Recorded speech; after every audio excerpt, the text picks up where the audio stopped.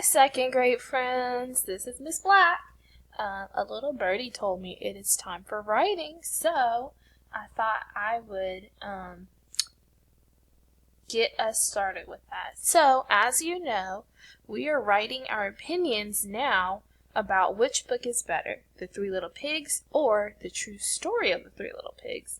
And you will pick which book is better and which one you would recommend to the readers based on which one you believe, the wolf or the pigs, because both tell a different story. So if you remember last week, we read the stories or listened to the stories. We came up with strong reasons. These were my strong reasons. And just to remind you that strong reasons are reasons that give a lot of proof. You can't just give your opinion and say, because I think so. Or, because pigs are cute. No, we have to give strong reasons that are convincing. So I said the illustrations made the wolf look kind. The pigs were rude, and he just made a mistake. And right now, my opinion just is simply, I believe the wolf. But I'm going to go back in, and I'm going to make some changes. So, here is the graphic organizer that we filled out once we came up with some examples or evidence. So, here's my reasons, and now I'm giving evidence to back it up. So I said the illustrations made the wolf look kind. And then I gave my examples because I can't just say the wolf looked kind. What if the reader's never read this book before? I have to give some examples to kind of explain my reason. He was wearing glasses and he had a nice smile and didn't look mean at all. The pigs looked mean. So that reason goes with this example. The next reason says, the pigs were so rude. And I gave some examples. I didn't just leave it there. The pigs were not nice to the wolf. The third pig said, your granny can sit on a pin. And I wanted to include a quote, which is the words that the character used in the text, to let the readers know what kinds of things they would be reading and to give even more evidence, because it came straight from that mean pig's mouth. Reason number 3, the wolf didn't mean to kill the pigs. This is my strongest reason. That's why I put it at the end. I'm building my way up to having a really strong argument. So I said the wolf just made a mistake, just like everyone else does. The reason I said that is because I really want to make the reader feel something, feel an emotion, to have him agree with my side. Sneezing should not make you go to jail.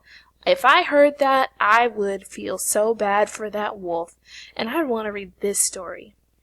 So, we've got our reasons, we've got our examples. Now that we have some really strong reasons and examples, we can't just leave our opinion at, I believe the wolf. What?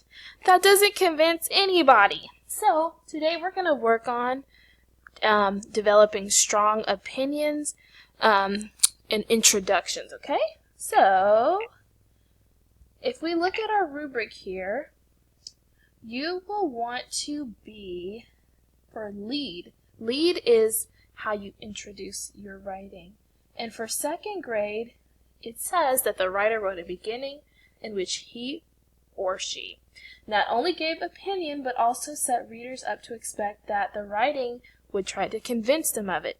So basically, that's a fancy teacher way of saying, we want to tell the reader our opinion and then have them know that we're going to try to convince them. So we might say something like, here's why you should read The Three Little Pigs. If we want to get in the third grade range and be ahead of the game, because y'all are so smart, you might say, you might want to include a beginning where you set the readers up to expect that you will try to convince them of something and care about it. So, like I did down here, you should not go to jail over making a mistake. That's having the reader care about what I am trying to say. Okay? So, here are some ways you can introduce your writing. We want to have a hook. And think of a fishing hook, hooking a fish. You want to get the reader hooked onto your story so that they can't let go. It is nothing more boring than saying, "Hi, you should read this book. It is cool." No, nobody is going to believe you. So you have to hook them. You can hook people with emotions. You can hook people by asking a question. There are many different ways, so let's read over this. Ask a question. So the example says, do you enjoy doing schoolwork in the summertime while your friends are at the pool? If you answered no, you would not be a fan of this year-round school calendar. So this author would score in the 3rd grade range. He's trying to get people to understand and care about the topic of year-round school. And I kind of get the feeling that does not want people to do year-round school. So I know exactly what that author's opinion is. Paint a picture. So painting a picture is called visualizing. You want to have the reader visualize what you're talking about. You can say, the pigs look nice. But if you say that, you have to back it up. Say why. You know, we gotta make it so that the reader understands exactly what you're trying to say. Just like we did with narrative, with figurative language, with the small moments. You really want to make sure that the reader can see what you're saying. So it says, imagine you're having a picnic in the park. The sun warms your skin as you listen to the music of chirping birds. What a perfect day, you think to yourself. Suddenly you find yourself surrounded by a cloud of black smoke. You cough and rub your stinging eyes. Your perfect day has been ruined by a man smoking a cigarette nearby. I almost thought I was reading a story, but instead this author is setting us up with his opinion by making us really feel what's going on. I really felt like my perfect day was being ruined. You can also make a bold statement. Victor kills somebody every night. Just because it's a character in a video game doesn't make it all right. That bold statement is drawing emotions. It's stating very clearly what the author thinks. So, I'm going to now practice coming up with my opinion that the wolf was telling the truth. And I'm going to go with paint a picture. So,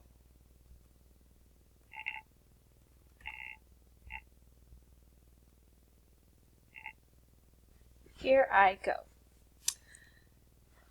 So I'm not going to copy the example that the person gave, but I am going to use it as a model because, you know, we have mentor texts, we have anchor charts, different things that kind of give us ideas as to what to do. We're not going to copy it exactly, but we could put our own spin on it. So I'm going to say, I want you to imagine that you have a very bad cold. You are just trying to get a cup of sugar for your dear old granny. And that was in the story. I'm using parts of the story in my writing. But some grumpy pigs do everything they can to ruin your day. I think I'm setting the readers up with some emotion. They're probably wondering, number one, what did the pigs do to ruin the day? And number two, they're probably thinking that, oh man, this poor wolf. So already I'm trying to get them to my side.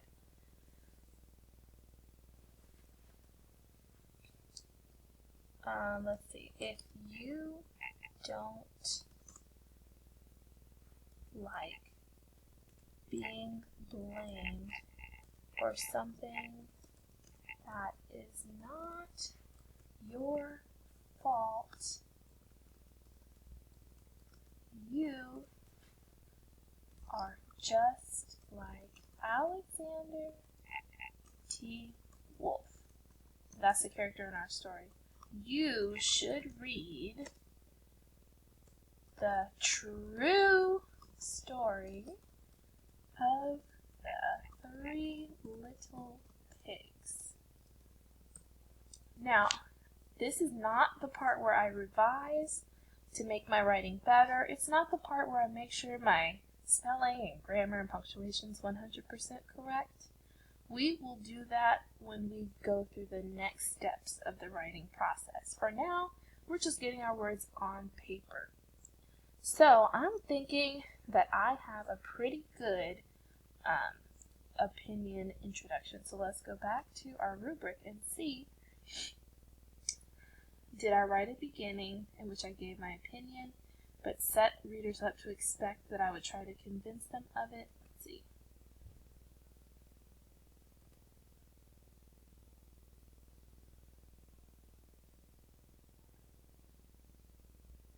I think so. I think I convinced them that if they don't like being blamed for things, they should read the story. I think that lets them know that I'm trying to convince them.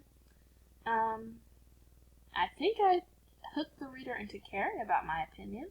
I surely hope so. So I'm going to leave my opinion introduction here, and this is what I want you to do.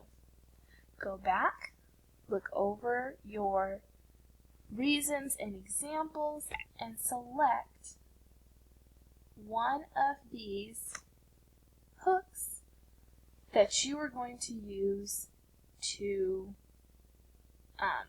introduce your writing. And it doesn't have to be 10 sentences long. So let's just give about 3 or 4 sentences introducing your opinion. And you need to be sure to include the title of the book. And it might be helpful to include the characters' names. And don't forget to give your opinion. Okay, go ahead and do that now.